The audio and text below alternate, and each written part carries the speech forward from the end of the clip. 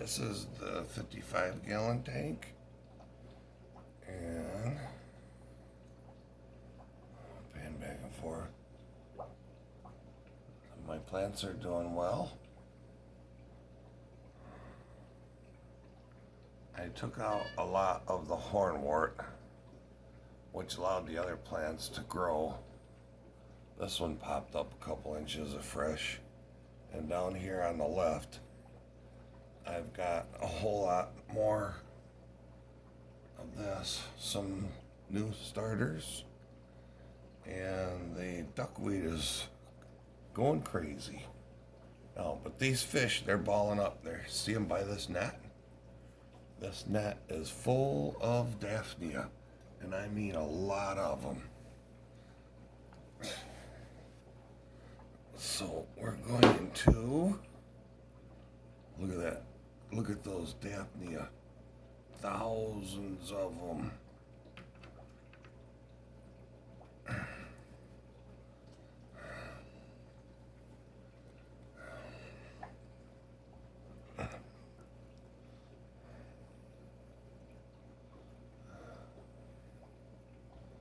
And the fish are just going crazy eating them. Watch them. Their bellies are small now, but they won't be here in just a few seconds. Their bellies are going to go, yeah, they're going to blow right up.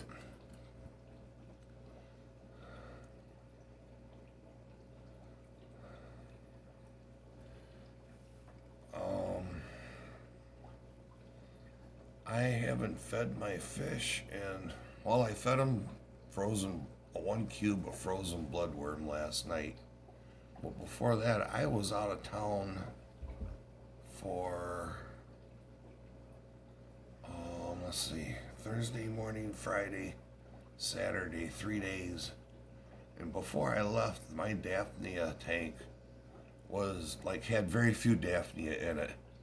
And just 4 days later, this is Sunday, I can harvest this many and still have a strong culture going in my tanks. I have 2 10-gallon tanks that I feed with 24 hours of light to promote any algae I can get in there. And then I also feed yeast, which is just baker's yeast. And I put the yeast into a McDonald's cup or Burger King cup, Wendy cup, something.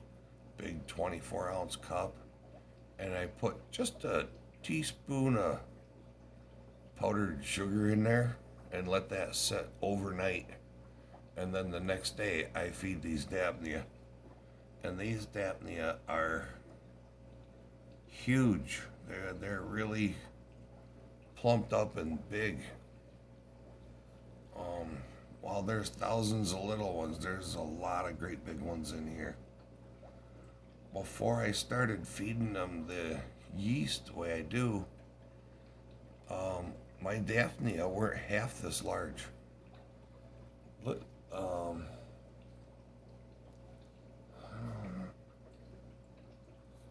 to come in closer here. But just look at the size of those Daphnia.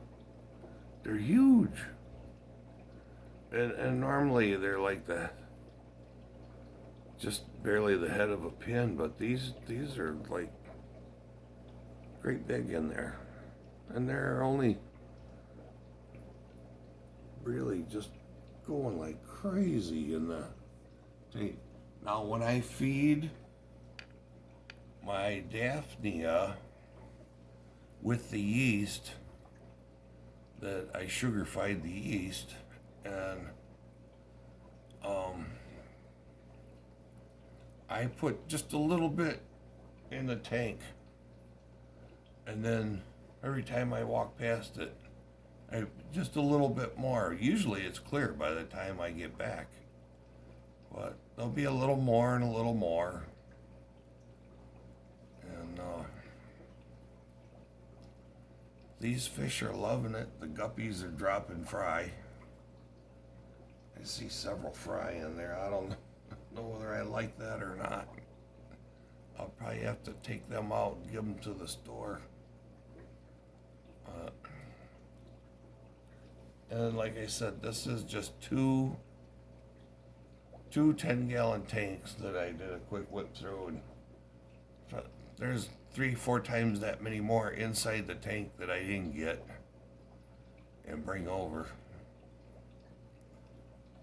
Now these guys will actually clean this tank because that's what they do, is they eat algae. So they'll help me eat algae. Now I'm going to export some material from this tank I put in. I have to take back out to keep my nutrient level down. I'm getting some growth on the glass right through here on the left. And let me bring this camera in closer.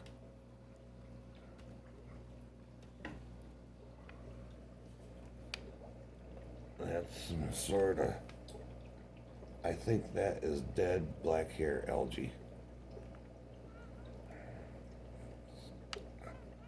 That's what gets left over when you have black hair algae and you reduce your nutrients, and then the black hair algae can't survive anymore, and it will turn into this, what's left there. Fish won't eat it. I'll have to take that off of there. But the reason the black hair algae died is because of this, all this new plant growth. And the reason I have the new plant growth is I was running my lights for only 4 hours a day, and I jumped it up to 7.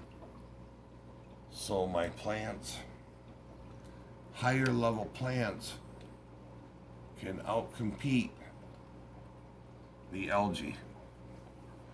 Blackbird algae will grow when you have super high nitrate levels, and then the next one down from that is usually green hair algae.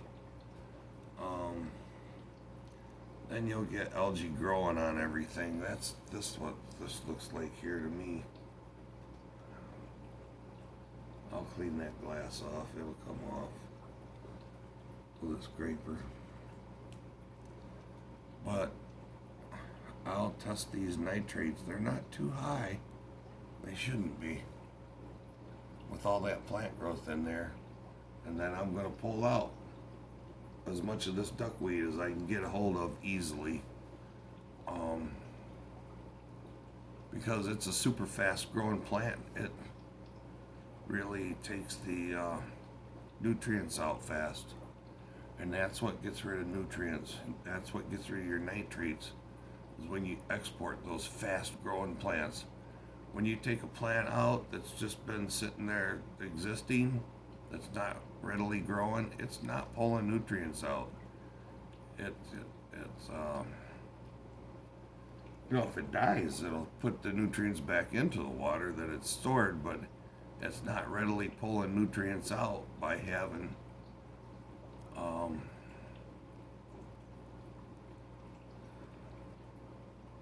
by growing.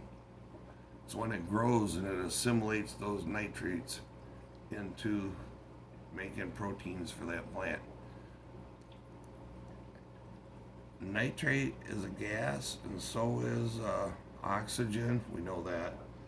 And those are what are building the proteins for these plants, so they're gas. And it's just like when you catch a log on fire, you end up with a little tiny bit of ashes. Well, those aren't gas. The rest of the oxygen that was in that piece of wood, the rest of the carbons that were in that wood, those all gassed off. Carbon monoxide. So when you remove a plant, that's what you're doing, is you're taking gases out that have been turned into proteins. That's what gets rid of nitrates in your tank and makes your fish healthy. It maintains that balance. want y'all to have a wonderful day, and I hope you enjoyed the feeding of my fish. Have a wonderful day.